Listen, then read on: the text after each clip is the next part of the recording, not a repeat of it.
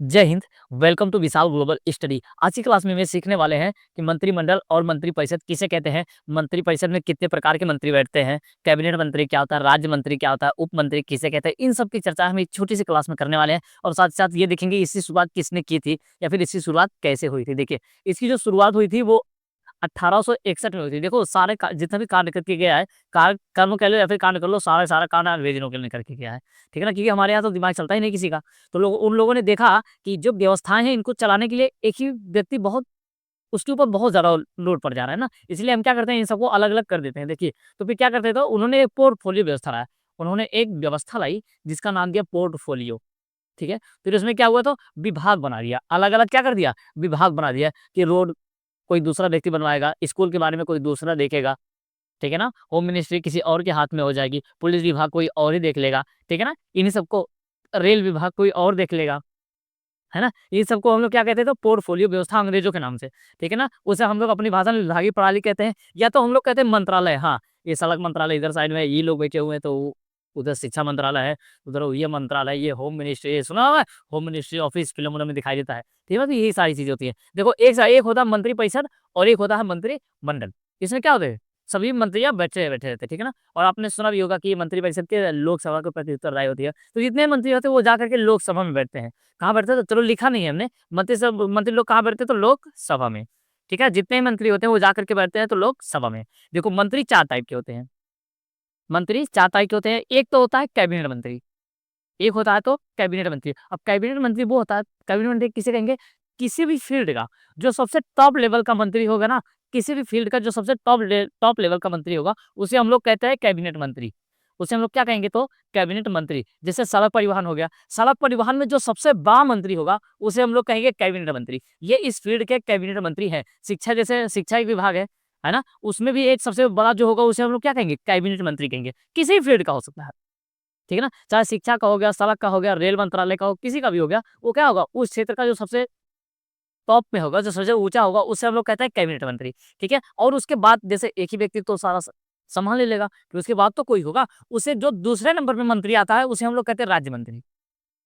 उसे हम लोग कहते हैं राज्य मंत्री। अब देखो, राज्य मंत्री का नाम सुनते ही सबके मन में कंफ्यूजन आ जाती है कि ये राज्य मंत्री क्या हर एक राज्य में होगा। नहीं, देखिए ऐसा बात नहीं है।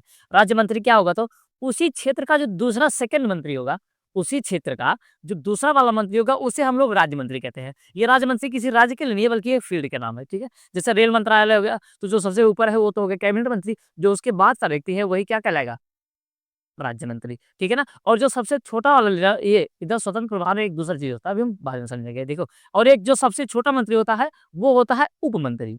वो छोटा वाला जो सबसे होता है तो वो क्या होता है, तो उप मंत्री। ठीक है, जो सबसे छोटा होता है तो वो क्या कहलाता है, तो उप मंत्री। अब बात आती है, देखो, लेकिन लेकिन कभी कभी क्या होता है, कैबिनेट मंत्री छुट्टी पे, इसका पेट खराब हो गया है। कैबिनेट मंत्री का क्या हुआ, तो पेट खराब हो गया और ये छुट्टी पे चला गया। मतलब कोई प्रॉब्लम हो गई, किसी की पथरी हो गई, किसी की किडनी का ऑपरेशन है, हृदय का ऑपरेशन है ना, लीवर खराब हो गया है। और लीवर खराब होगा तभी तो पेट खराब होगा।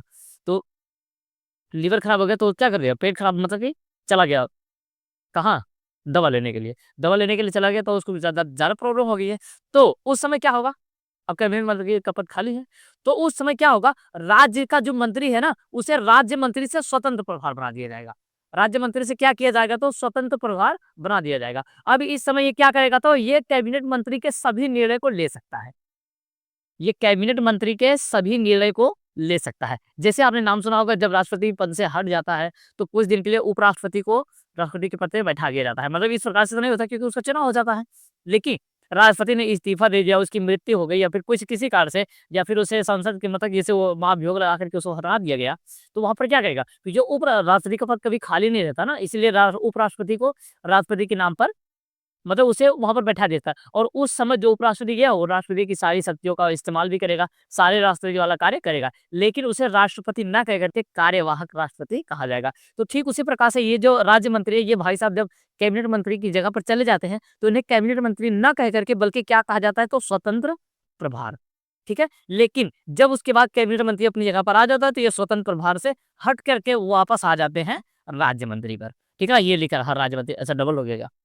अच्छा हाँ, राज्य मंत्री स्वतंत्र विभाग, ये अपनी यहाँ पर आ जाते हैं। जैसे देखो, हम तो खान सर से पढ़े हुए हैं तो खान सर हमारा एग्जाम्पल बार बार देंगे। देखो, जैसे आपकी शादी हो गई, ठीक है भाई, आप लोग का शादी ब्याह हो गया तो आपकी जो बीवी आएगी वो रहेगी कैबिनेट मंत्री और आप हो जाएंगे राज्य मंत्री, चुपचाप कहीं कोना में पढ़ लीजिए, ठीक है ना। लेकिन कभी कभी क्या होता है कि आपकी बीवी चली जाएगी मायके, आपकी बीवी क्या होगी तो चली जाएगी मायके, तो फिर उस समय जब वो मायके चली जाएगी तो आप राज्य मंत्री से हो जाएंगे स्वतंत्र प्रभार, फिर अपना निर्णय स्वयं ले सकते हैं, ठीक है ना। जहाँ घूमना चला जाना, घूमने कहीं जा सकते हैं, दोस्तों के साथ जा सकते हैं, कहीं पार्टी कर सकते हैं, लेकिन ज्यादा मत कूदिएगा, 4 दिन की चांदनी फिर अंधेरी रात है।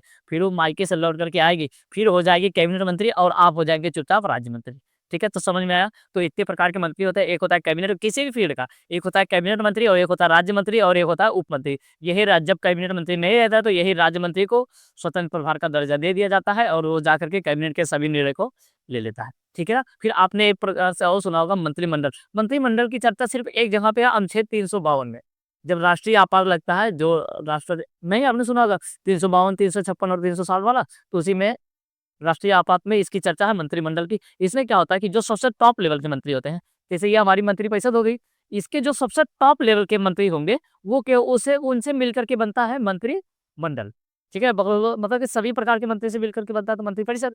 लेकिन जो इनमें से सबसे टॉप लेवल के मंत्री होते हैं उनसे मिल करके बनता है तो मंत्रिमंडल। जैसे यहाँ पर सबसे टॉप कौन है तो कैबिनेट मंत्री है, तो कैबिनेट मंत्री कहाँ जाएगा, यहाँ पर बैठ सकता है, मंत्रिमंडल में कैबिनेट कैबिनेट मंत्री बैठ जाएगा। लेकिन अभी जस्ट हम बताएं जब कैबिनेट मंत्री नहीं रहेगा तो वहां पर राज्य मंत्री चला जाता है स्वतंत्र प्रभार के रूप में, तो यहाँ पर वो राज्य मंत्री केवल नहीं आएगा, जब ये स्वतंत्र प्रभार रहेगा तब जाकर के ये यहाँ पर आ सकता है, ठीक है ना। तो ये रही, तो इसे मतलब टॉप लेवल के मंत्री को मिलाकर के मंत्रिमंडल बनता है और उस प्रकार मतलब किसी फील्ड के सारे मंत्री जहां पर बैठते हैं उसे हम लोग कहते हैं मंत्री परिषद। और ये बात हमेशा याद रखें, मंत्री परिषद लोकसभा के प्रति उत्तरदायी होती है, राज्यसभा के नहीं, क्योंकि लोकसभा में सीटों की संख्या भी तो ज्यादा है ना, इसीलिए उसी की हो जाती है। तो देखो ऐसा ऐसा बात नहीं जो हम बताएं, लेकिन हाँ आपने ये भी सुना होगा जिधर ज्यादा लोग बात कर देते हैं, मतलब जिस पक्ष में ज्यादा लोग बोलेंगे फैसला वही से मान्य आता है, इसलिए कोई भी जो फैसला होता है वो हमेशा लोकसभा के निर्णय से लिया जाता है, क्योंकि लोकसभा में 545 सीट है और राज्यसभा में 245, आधे से भी कम है, ठीक है ना। इसलिए लोकसभा का फैसला ज्यादा मान्य होता है, इसलिए कहा जाता है जो मंत्रिपरिषद है वो लोकसभा के प्रति उत्तरदायी है, राज्यसभा के नहीं। और जल्दी और अधिकतर आपने देखा होगा कि जो प्रधानमंत्री मंत्री बनते हैं वो तो लोकसभा के ही बनते हैं, ये तो मनमोहन सिंह जो थे वो बन गए थे राज्यसभा से, ठीक है ना। तो ये था मंत्रिपरिषद और मंत्रिमंडल के बीच में कोई डिस्कस, ठीक है ना। अगर आपको कहीं भी कंफ्यूजन लगा हो तो कमेंट में जरूर बताइएगा, अगर आप चाहते हैं कि कोई नई वीडियो बन जाए तो आप उससे भी कमेंट करिएगा, ठीक है ना। इससे पहले जो भी वीडियो बनाया है वहाँ पर भी जा करके आप लोग देख लीजिएगा, ठीक है। मिलेंगे नेक्स्ट क्लास में, तब तक के लिए जय हिंद।